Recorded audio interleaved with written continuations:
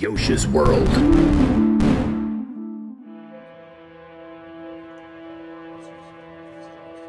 The Absurdians.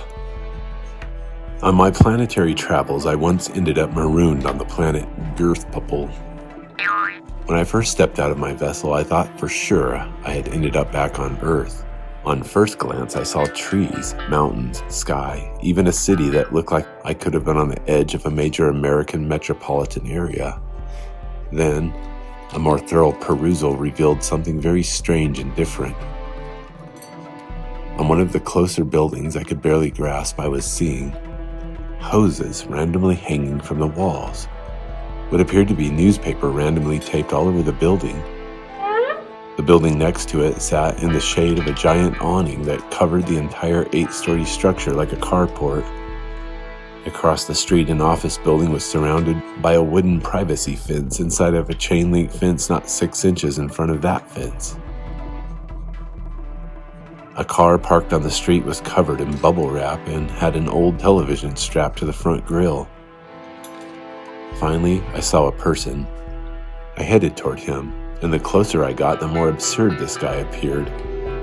Though it seemed to be summer, he had on a large poofy parka, and an overripe banana was strapped to his balding head with a zebra-patterned shoestring.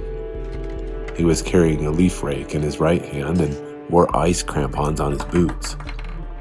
When he noticed me, I caught his eye as if I were a strange anomaly. He approached with a confused look and said, "Lost your way, have you? 1. You're not mountain from around here, are you, Element OP?" Confused by his vernacular, I asked, "How do you know that?" "Well, He looked uncomfortable and twirled his mustache with his free hand. "You don't have bubble wrap anything." "Yeah. Well, where are your things, dirt?" "I haven't a clue what you mean, sir. You are right, I come from the planet Earth, which is in many ways like your planet. However, there's something about this place, I can't quite place it, that makes it very peculiar," I replied. "Tell me, why do you have a banana tied to your head?" He acted as if I had told the world his darkest secret and answered, "Well, map, gear, it's mine, see? If I left it lying around, someone might take it."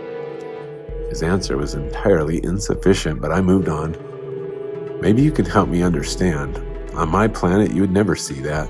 I pointed to a red octagon sign on the corner that read, "Stop. Make sure your right-of-way is clear before proceeding." And a smaller sign below that read, "If you fail to stop, you will be cited for a moving traffic violation and will need to appear in court.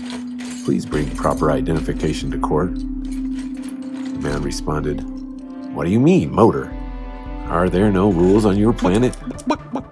"No, what I mean is our sign would simply read stop. There's no need for any more explanation."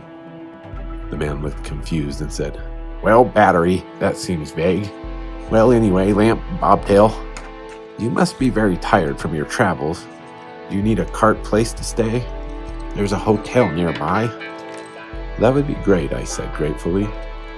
"The name is Bill Feather, of the Coal Peters." He stuck a hand out. "You're the first basic mouth man from outer space I have ever met." "Yosh," I said, shaking his hand. "And you're the first... Say, what are your people called?" "Absurdians. Follow kind ball me." And he led me down the street to a 10-story hotel building. The sign out front read, "Oil Horn Gum Hotel," and in smaller letters, "Check in, pay, and stay the night if you're in need of a place to stay tonight." Bill said, "It's very nice to fuzzy meet you, Mr. Yosh Space Alien. If you need anything, please call letter me." He handed me a business card. "Thank you, Bill, I will," I said, and then I turned to the front desk clerk. "Hello, Bumblebox, sir. Will you be rudder staying the night with us?" the clerk said. "Yes, just tonight, thank you," I replied. I noticed he seemed to be wearing a bulletproof vest and some kind of goggles. "Okay, that will be $4.98 plus $39.82 minus $39.82.